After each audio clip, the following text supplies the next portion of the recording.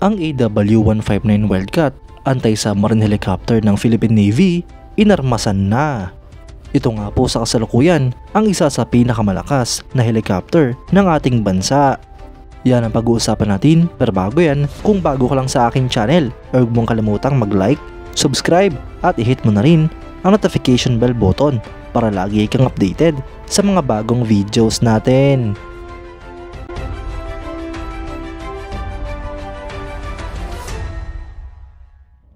Ang Philippine Navy ay in-install na ang bagong door-mounted 50 caliber heavy machine guns sa AW159 Wildcat naval helicopters.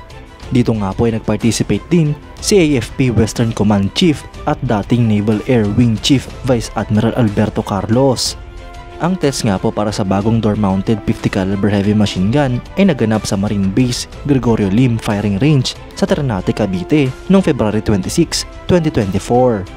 Kasama nga rin po dito ang mga representatives ng Leonardo mula sa United Kingdom. Mga idol, ang pag-install nga po ng door-mounted heavy machine gun sa AW159 Wildcats, lalo-lalo na sa mga naval helicopters na ino-operate ng Philippine Navy, ay hindi nga po pangkaraniwan. Bagamat ganun nga po mga idol, ay nagpo-provide pa nga rin po ito ng weapon system na pwedeng gamitin sa iba't ibang instances kapag hindi reasonable na gumamit ng missiles o hindi ito appropriate. Ito nga po ang magsisilbing secondary armament ng helicopter nito mga idol, dahil ang primary armament nito ay ang mga missiles na anti-submarine. Alam naman nga po natin na purpose-built ang helicopter nito bilang anti-submarine helicopter ng Philippine Navy. Ang Augusta-Westland AW159 Wildcat ay isang military helicopter na dinevelop ng British-Italian helicopter manufacturer na Augusta-Westland, at ito naman nga po ay minamarket ng Italian aerospace company na Leonardo. Ang helicopter na ito mga idol ay improved version ng Westland Super Lynx na dinisenyo upang magserbisyo sa battlefield utility, search and rescue, aerial reconnaissance, anti-submarine warfare, anti-surface warfare, utility, command and control at troop transport. Ang helicopter nga pong ito ay unang lumipad noong November 12, 2009 at na-introduce naman noong August 29, 2014. Sinimulan nga po itong i-produce noong 2009 hanggang sa kasalukuyan. Ang mga current military operators nito ay ang Pilipinas na may 2 units, South Korea na may 8, United Kingdom na may 34 units para sa kanilang Army Air Corps at 28 units naman para sa Royal Navy. Ang helicopter nito mga idol ay pinapalipad ng 2 piloto. May capacity nga rin po ito para sa 6 na pasahero.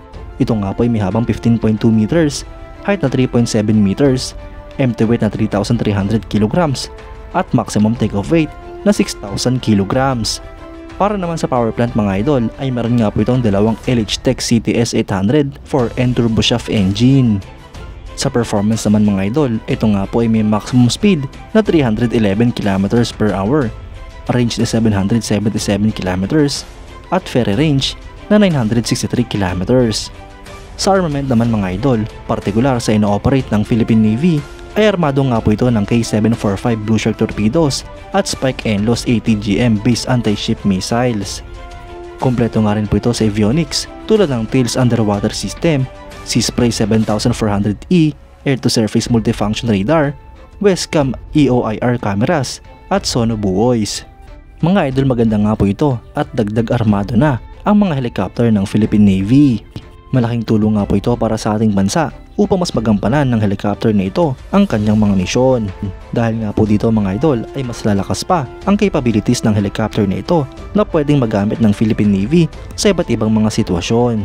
Dapat pa nga pong matagdagan ang mga anti-submarine helicopters ng Pilipinas at nang sa ganon ay maging fully capable na ang ating bansa.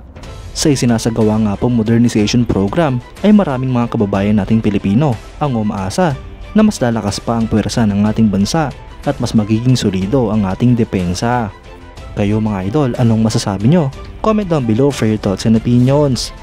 At yan nga lang po ang pag-uusapan natin ngayon mga idol. Maraming salamat sa panonood. Huwag nyo rin kalimutang mag-like at subscribe bilang suporta sa ating channel. Mabuhay kayo mga idol!